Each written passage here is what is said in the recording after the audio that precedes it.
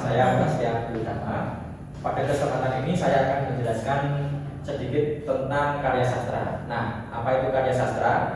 Karya sastra merupakan karya tulis yang digunakan untuk mengekspresikan perasaan, pikiran, dan imajinasi melalui bahasa yang mudah dan menarik. Dalam penjelasan ini, karya sastra akan dibahas berdasarkan 3 kategori, yaitu karya sastra berdasarkan ragam, waktu, dan jenis. Yang pertama, karya sastra berdasarkan ragam. Karya sastra berdasarkan ragam terbagi menjadi 3, yaitu puisi, prosa, dan drama. Nah, gimana puisi? Puisi adalah karya sastra yang menonjolkan irama, keindahan bahasa, dan ungkapan perasaan penulis. Contoh karyanya Aku, karya Chairil Anwar, mengungkapkan semangat hidup dan keberanian. Nah, salah satu contoh lain yaitu Tuhanku dalam termamu, aku masih menyebut namamu, biar susah, sungguh mengingat kau penuh seluruh. Puisi di atas menunjukkan bahwa Chairil Anwar adalah penyair yang sangat kuat dalam menyampaikan perasaan batinnya. Dalam puisinya, ia membuktikan bahwa meskipun hidup penuh kesusahan, manusia tetap membutuhkan Tuhan sebagai tempat kembali dan bersandar. Bahasa yang digunakan sederhana namun penuh makna.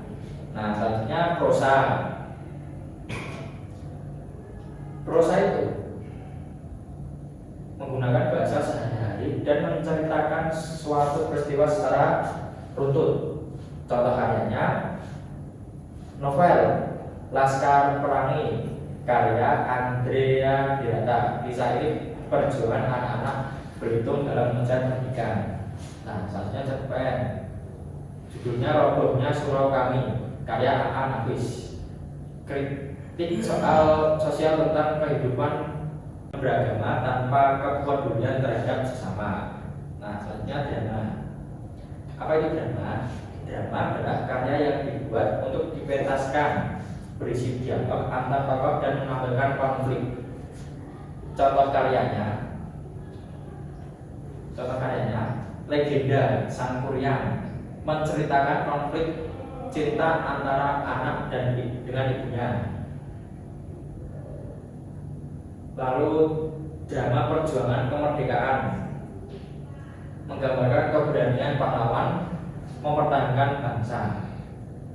Lalu selanjutnya yang kedua, karya sastra berdasarkan waktu. Nah, karya sastra berdasarkan waktu ini juga dibagi menjadi 2, yaitu sastra kuno dan sastra modern. Pertama, sastra kuno. Nah, sastra kuno ini ditulis sebelum zaman modern, biasanya menggunakan bahasa lama dan berisi ajaran moral. Contoh karyanya Hikayat Hang Tua, mengisahkan kesetiaan Hang Tua kepada kerajaan. Lalu syair Abdul Muro, kisah peperangan dalam percintaan dalam lingkungan kerajaan.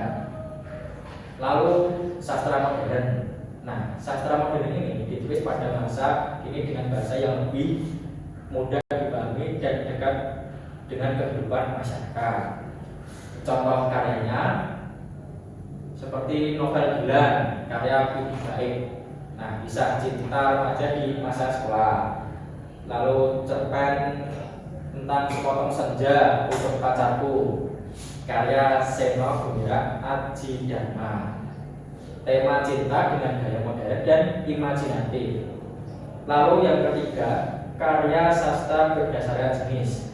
Nah, karya sastra berdasarkan jenis ini bisa dibagi menjadi 2, yaitu fiksi dan non-fiksi.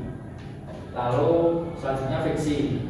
Apa itu fiksi? Yaitu karya yang bersifat imajinatif dan tidak harus benar-benar terjadi dalam kehidupan nyata. Contoh karyanya yaitu yang pertama Harry Potter karya J.K. Rowling. Nah, kisah fantasi dunia sihir.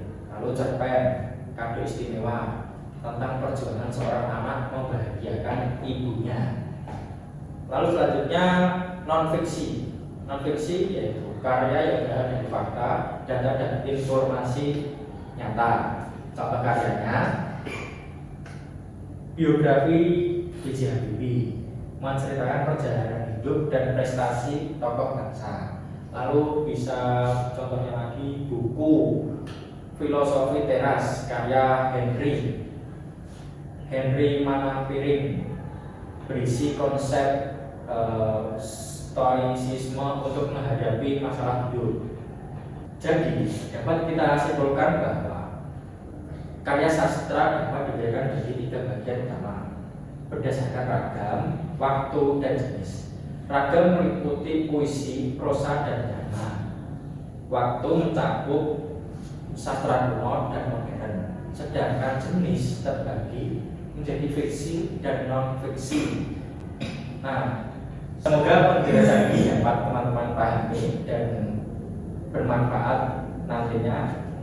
Apabila ada salah kata dan kata-kata saya yang kurang pas, mohon dimaafkan. Wassalamualaikum warahmatullahi wabarakatuh.